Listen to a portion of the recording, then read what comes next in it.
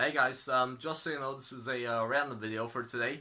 Because I wanted to get some videos out before Christmas. So here's the first one, and I thought I'm going to perform one of my favorite Michael Rosen poems slash stories, The Outing.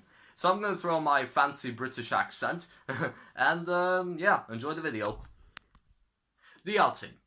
Right, class six. Right, class six. I'm talking.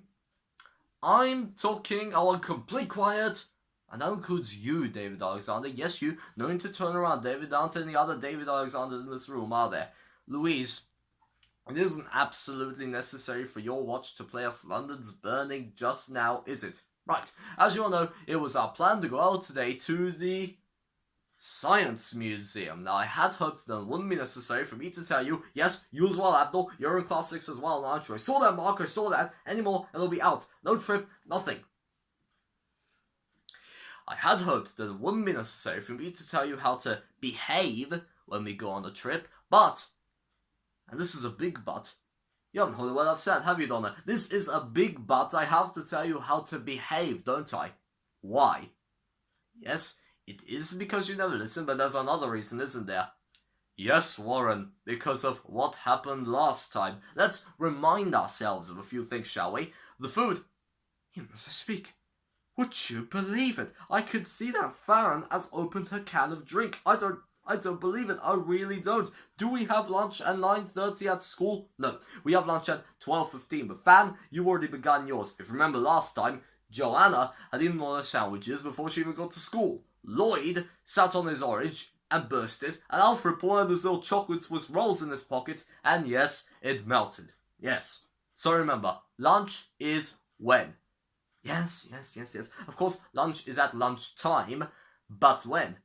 12:15. Correct. Now, perhaps, I thought, while I got up this morning, I won't have to tell class 6 about what to do when we get to the station. But then I remembered David's little gang, who decided they wouldn't wait for me to tell them what train to get on. And before we all knew it, David and his little gang were heading for the seaside on their own. Now, when we get to the museum... Of course you're not listening, are you, Lydia?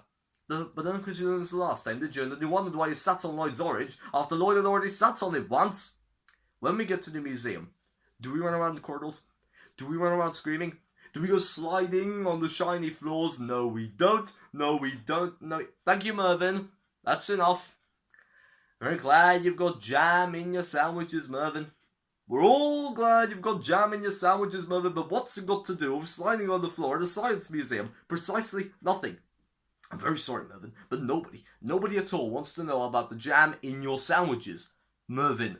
Now, when you're ready, when you're quiet, we'll all go. That doesn't mean leaping up in the air, does it, Karen? Louise, why is your watch now playing the He's a Jolly Good Fellow? Yes, I know it could be She's a Jolly Good Fellow, Zoe, but that's what we're talking about now, is it? Mervyn, if I hear about your sandwiches, your jam, or the jam in your sandwiches, if I hear about any of it once more, I shall give them to the ducks. Yes, John, what you want? I don't know what ducks, John. Any ducks. Now, when there's complete quiet, you'll find your partners and stand by the door. Oh no, not one of those. No, another one of those little chocolates with rolls, Alfred. Surely not. Marcia, you cannot have Charmaine and Donna as your partner, because that makes 3, and 3 doesn't mean partner, does it? And perhaps you could put your comb in your back for at least 3 seconds, just giving us enough time to get to the door, right? Alright, okay then, class 6, we're off. Why not leave your watch behind, Louise?